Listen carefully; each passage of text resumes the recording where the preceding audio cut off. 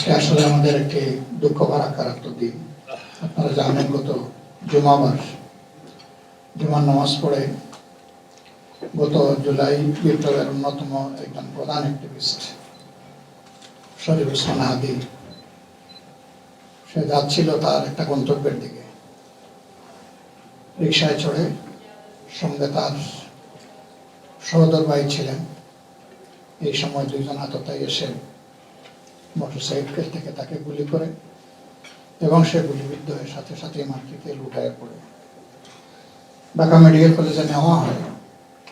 জরুরি ভিত্তিতে তার ব্রেইনে অস্ত্রোপচারও করা হয়, গুলিটা বের করা সম্ভব হয়নি। এরপরে বেটার চিকিৎসার জন্য তাকে রাজধানীর এভার কেয়ার হসপিটালে নেওয়া হয়েছিল। সেখান থেকেও তার স্বাস্থ্যের দ্রুত অবনতি হওয়ার কারণে দেশের বাইরে সিঙ্গাপুরে নিয়ে যাওয়া হয়। আজকে সিঙ্গাপুরে দ্বিতীয় অপারেশনের পরে তারা রিকভারি হয়নি এবং চিকিৎসকরা তাকে মৃত ঘোষণা করেছেন। আমাদের জানা মতো একটা নির্মল স্বচ্ছ চরিত্রের সাহসী বুদ্ধিমান ছেলে ছিল। দেশের স্বার্থে সে কখনো কারোর সাথে আপোষ করে না। তার এই মৃত্যুতে সারা জাতির মতো আমরাও গভীরভাবে শোকাহত।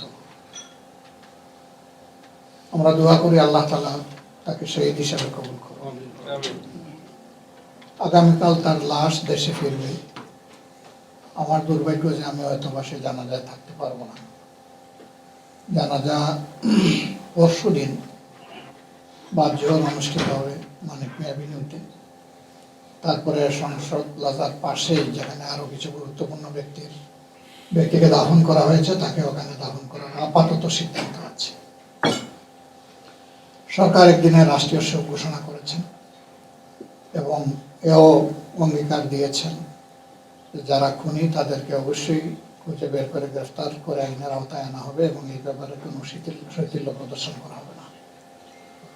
আমরা সরকারের কাছে বাড়তি আরেকটি কথা অবশ্যই বলবো এবং খুবই সঙ্গত, এটি হচ্ছে জুলাই বিপ্লবীদের জন্য সরকার যেন পর্যাপ্ত নিরাপত্তা ব্যবস্থা গ্রহণ করে। আর একটা সন্তানকে আমরা এভাবে হারাতে চাই না। দোয়া করি আল্লাহ তাআলা তার শোক সন্তপ্ত পরিবারকে এই কষ্ট সহ্য করার জন্য তৌফিক এনায়েত করেন।